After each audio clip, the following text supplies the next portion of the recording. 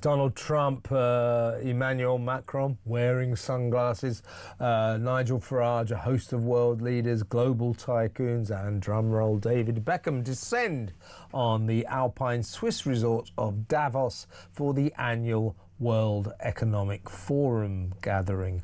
So my question is, what exactly is this annual gathering of the great and the good all about? Why? This is interesting. Why did its mastermind since founding the WEF in 1971, Claus Schwab, suddenly have to step down this year? He suddenly swiftly retired after a whistleblower accused him of financial and ethical misconduct, misuse of funds, and manipulating reports. Marking its own homework, the WEF later cleared Schwab of wrongdoing, but serious questions remain. Also, I want to ask, he never usually misses up on a chance of a spot of foreign travel, does he? Why isn't Keir Starmer there? I mean, he goes to everything else. Can't wait to go to Brazil for the useless COP30 or whatever they call it, that climate change crap. He'll go anywhere at the drop of a hat. Give him an aeroplane, he climbs on it and says, where are we going? But anyway, he hasn't turned up in Switzerland. I wonder why that is. But what is the World Economic Forum and what is this Davos gathering all about? Let's talk to the president of the Global Situation Room, who was a guest on this show not so long ago, Brett Bruen. Welcome, Brett. Good to be with you. Okay, well, there you go. What is the World Economic Forum? Well, it's, I remember working in Liberia, and there was the news in Liberian English, and they described at one point the anniversary of the United Nations as the big men getting together at the big house. So that's roughly the World Economic Forum. It's a lot of powerful people who get together from government, from business, and talk about the year ahead, whether it's on economic issues, political and security issues. Clearly, this year it was bigger than most because you had, for the first time since the early 1990s, a U.S. president in attendance in person, and it couldn't have come at a more challenging time in the transatlantic relationship. Yeah, indeed. And why Davos? Why? I mean, is that where the World Economic Forum is actually based, or do they just rent the building once a year for this annual conference? It is based there. And look, as you mentioned, the founder, sought out an exclusive place, which makes it harder for others to get there. I was up there earlier in the week. It's a trek from Zurich, few hours, few train changes to get up there, and then it's really expensive just to find a Airbnb or even a hotel to stay in. And by design, they want to be able to have a gathering of leaders who can roam the promenade, who can chat amongst themselves. And so, you found over the years that it has waxed and waned, but certainly this year there was a lot of buzz when I was up there, and a lot of folks circulating around, not just on the political stuff, but I think there's a lot of business done as well.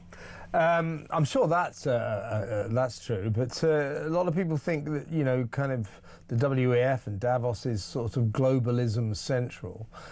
Klaus Schwab, the now former chief of the World Economic Forum, was a great proponent of what he called the fourth industrial revolution.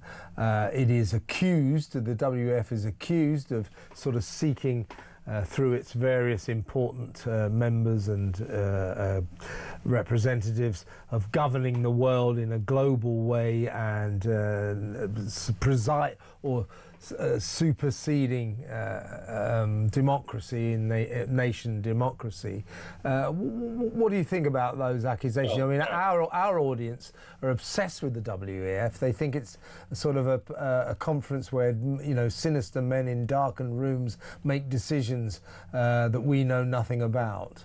Well, look, I'm going to push back a little bit By all on means, this. do. I'm just asking the question. Yeah, I mean, this notion of being anti-globalist, I have a hard time, maybe it's because I'm a recovering diplomat, coming to terms with, because we actually do, whether it's on, health, whether it's on the economy, whether it's on security, like we do need to get multiple nations together and to communicate, even coordinate on some of this stuff because it gets more dangerous, it gets more expensive, it gets less healthy if we're all sort of living in our own kingdoms and not connected in terms Yeah. of how we're trying to solve these bigger problems. So, look, I understand the criticisms of here are elites and they're getting together and they're sort of chatting amongst themselves, devising solutions. But I think in a variety of different fora, you're going to need to have both government leaders, but in a lot of ways, and I teach a class at Georgetown University on crisis communications, and the point that I make around the regularity of risk today is actually anyone with a cell phone has more power than at any point ever in history. And so, while, yes, this notion of a bunch of elites getting together and they decide the course of events, actually, someone who's posting something on social media, a video, a commentary, is shaping events in ways that, we could have only dreamed of a few years ago. And how does the WEF, the World Economic Forum, how does it make its money?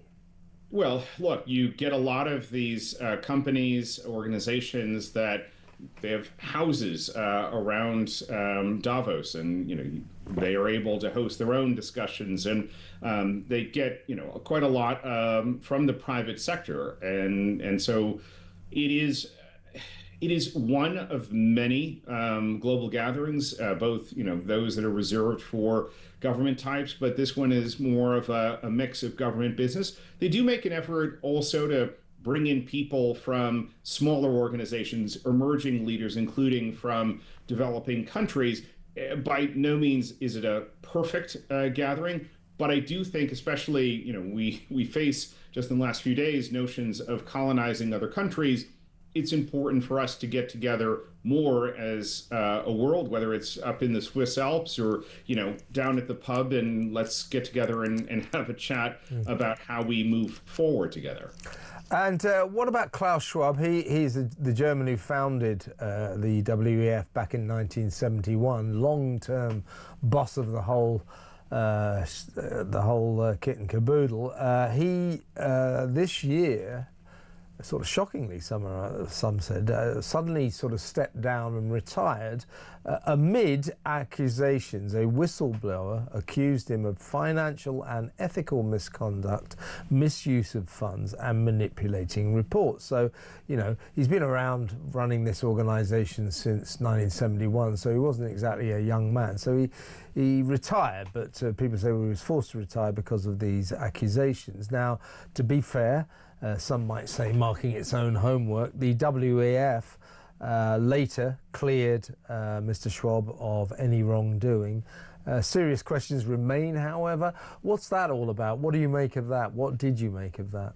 Yeah, I'm not as familiar with his particular case, but look, you certainly have a number of cases, not just at the World Economic Forum, a lot of organizations where folks who have just been there a long time acquired a good deal of power and perhaps use it in some ways that are not ethical or are not even lawful. So it's important, I think, with any of these organizations, and I've been involved with a number of them, that you have that turnover at the top, that there is fresh leadership, that nobody's getting too comfortable in that position. Well, you've got to say, though, Brett, Mr. Schwab had got very comfortable since 1971.